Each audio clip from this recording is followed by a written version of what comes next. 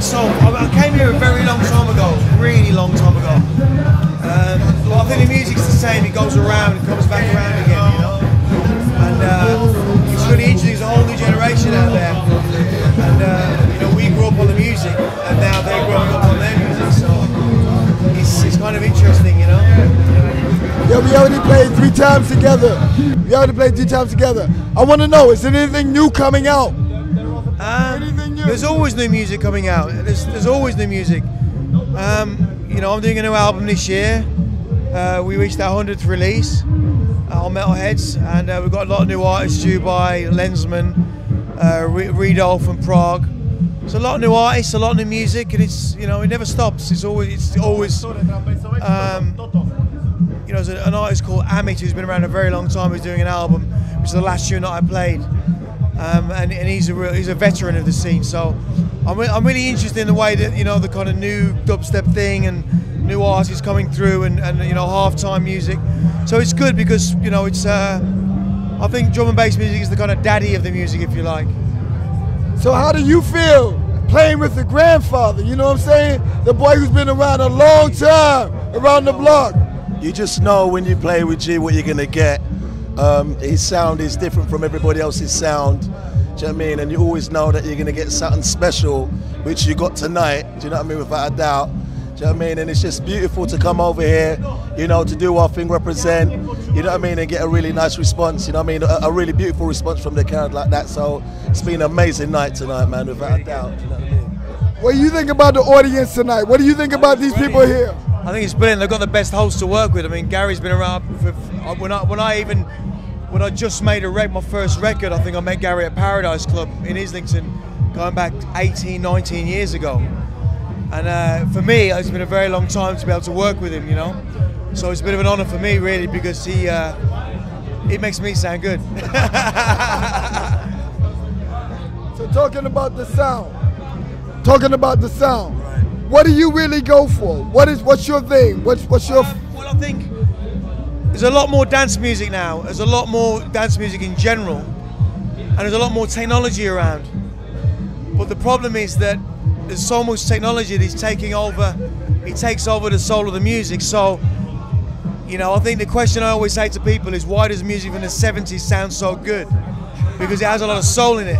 And I think if you treat electronic music in the same way, there's a lot of history to this music. And I think a lot of people, it's very easy to play very commercially because there's a lot younger crowd. But I think it's the duty of the DJ to try and educate that crowd. And you know, today's ravers will be tomorrow's producers. So whatever you give your kid to eat is going to be the food that he's going to grow up on. And if you feed him shit, he's going to become fat and obese. So I think for me, it's about what you feed the audience. That you know, I think it's about feeding the audience with the right meal, if you like. And I think, you know, a good starter, good main course, and good dessert. It doesn't mean it doesn't have to be completely dark. It doesn't mean it has to be completely light. It just means have a good mix of the music and represent the music from all of the artists that have struggled for a long time. Because a lot of the artists have struggled, kind of got pushed aside, and all these commercial artists came up who've been here for 3 minutes. And I think it's important that the important artists that don't necessarily get radio play get played by DJs that represent them, because after all, it's the artists that make the DJs get paid. And they've been keeping us together for a long time, way before radio. So it's very important to keep that mentality, I think. You already had a real message to the 5-second, let's play with the Mac and see what we can do. Producers, you had a real message here. I understand what you're saying. Now you, tell me, is it only freestyle, or is it something that you wrote down 3 nights before? You know what, man, I just freestyle, man. You know, there's things that you write, but you never know what a DJ's gonna play. You know, when you're working with G, you know what I mean? Like, I work with everybody, but when I'm working with him, I know I'm gonna get some beats, which is gonna just trigger me off like that. So you know what I mean? So as soon as it starts, I just hear the first 8 bars or 16 bars and I'm in. You know what I mean? It's like, and it's no problem. Do you know what I mean? You give me anything and I will deal with it. Do you know what I mean? But when you're working with him, like I said prior before, you're going to get something special, which is going to get me going. You know what I mean? And it's, you know, and it's no problem to execute it. Do you understand what I mean? It's good to work I know off, what you're talking about. it's good to work off someone like Gary because he's professional and he's been a professional for years.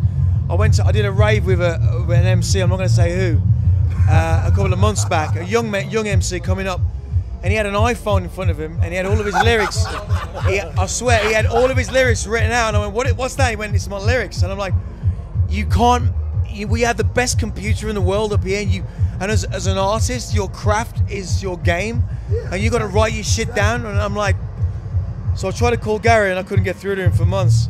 And I finally, no, but you know what? All that aside, commercial music is a good thing in a sense because it reminds me of what my real purpose is. Because if I didn't have that shit fucking music, then I wouldn't dig as deep. Yeah, exactly. So I think it's important to have yin and yang, like everything. And I think it's like, you know, it's each to their own. But I think if being around as long as I've been around, I'm 47 this year, I'm playing music to kids half my age. And, you know, if you can, you know, I've got kids older than that. You can do that and still make them dance, Yeah, you know what it's I mean? something super special. It's kind of You know what special I mean? for me to be able to do that because it's a blessing, you know. There's also a thing where I think 15 years ago I was probably like most artists nowadays that get signed on record deals, they become really arrogant and I was like that. Wait a minute. I must say, you were. Yeah, We met each other in Zurich, and I was like, hi. And you was like, yeah, I'm cool. And I was like, hey, wait a minute.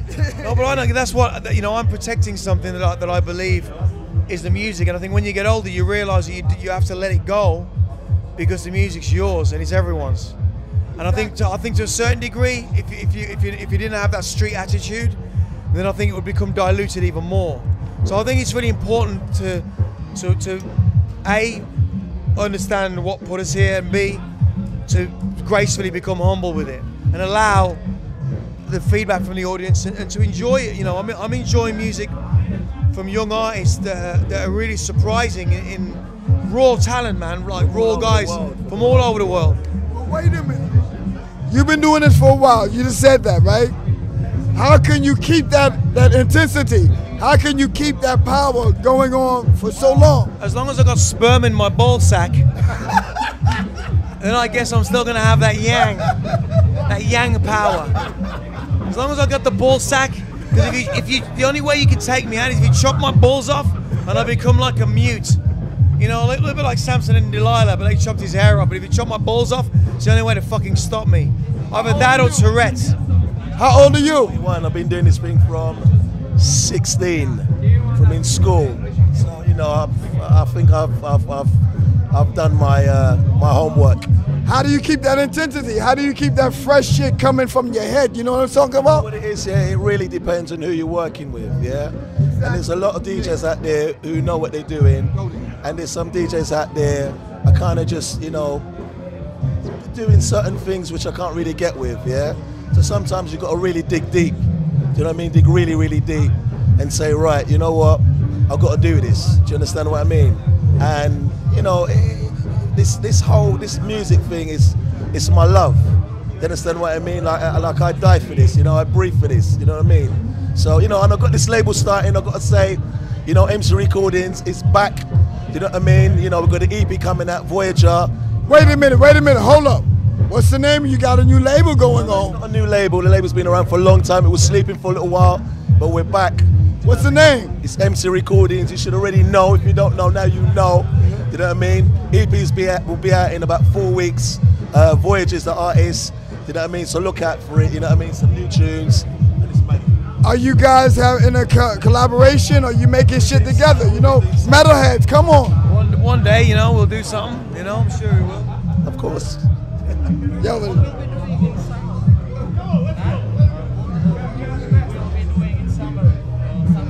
same shit I'm doing now. We're going to be out working. I've got a really big art show in September called The Lost Tribes, which I'm doing because I've been painting for like 27 years. So I've got an art show in September in London, and I've got an art show in Ibiza end of July. You know, so I kind of balance it with art and music. You know, art and music is my life, and So you know, I'm going to be doing that for the next year. You know. Is art music something like theater out there, film? Is art music the same thing, or is it something different? What's the difference between art music and what you did tonight? Well, art and music are the same thing for me. You know, I'm painting tonight. I'm arranging something. I'm getting the colors right. It's the same shit. So you're making colors inside of your head. The tracks that you're playing, they're basically colors. They're basically mural that you're making something new. For me, yeah, I think for me that's how I've always looked at music. I think you have to, you know, if you just have letters, then you only have letters. If you only have backgrounds, you only have backgrounds. If you have all elements, character, background, arrangement, it's the same thing with music. You know, it's like an artist that plays his own music. After a while, you're gonna get really bored. You have to be able to play the dynamic. It's all about dynamics. And to be honest, I think the beauty of music is, the secret to music, without the bullshit, is arrangement. I think arrangement's the key. I don't think you have to be a great technical DJ.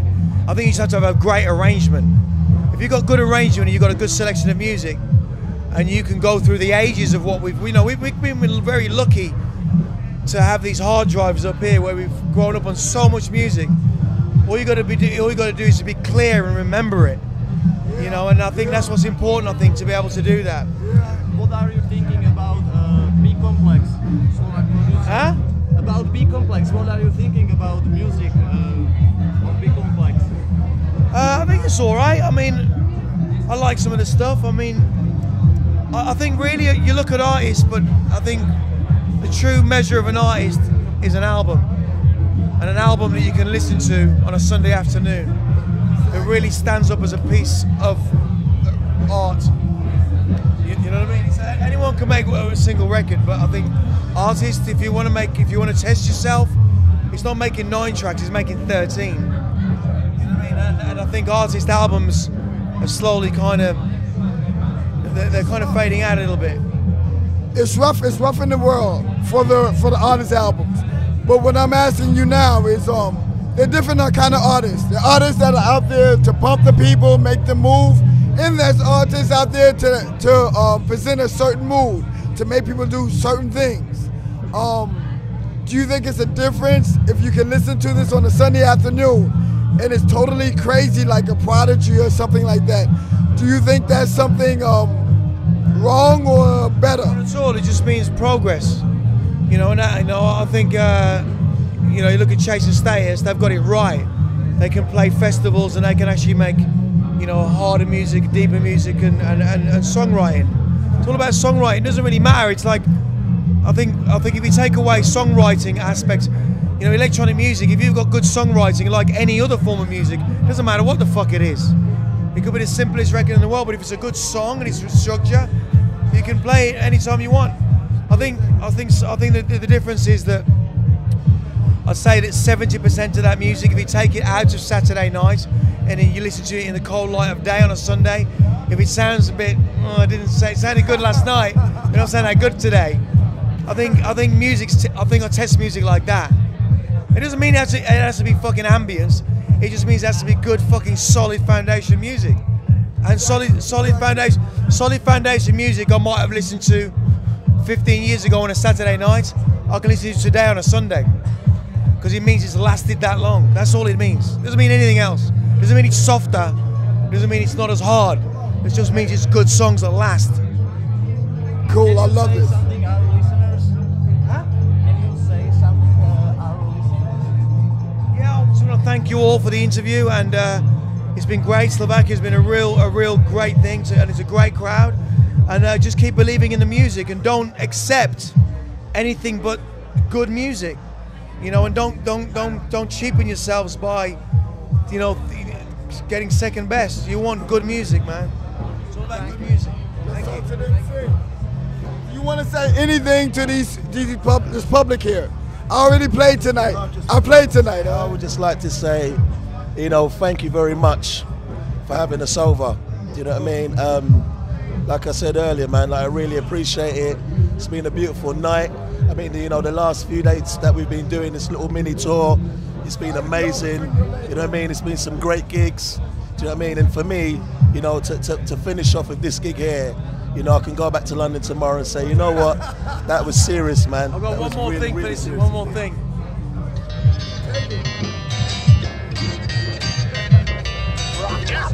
You know what, yeah? Yes, sir. He's been doing Give this, it up. playing this, you know, all day. I'm still alive. Listen to He man rocked Goldie N.O.H.A. playing something special for you right now on my microphone. That's He right. rocked Listen N.O.H.A. back to this. Yeah. Listen back to this It's a shit. joke. It's a joke. It's funny. I gotta go. Thank you. Y'all have a good night.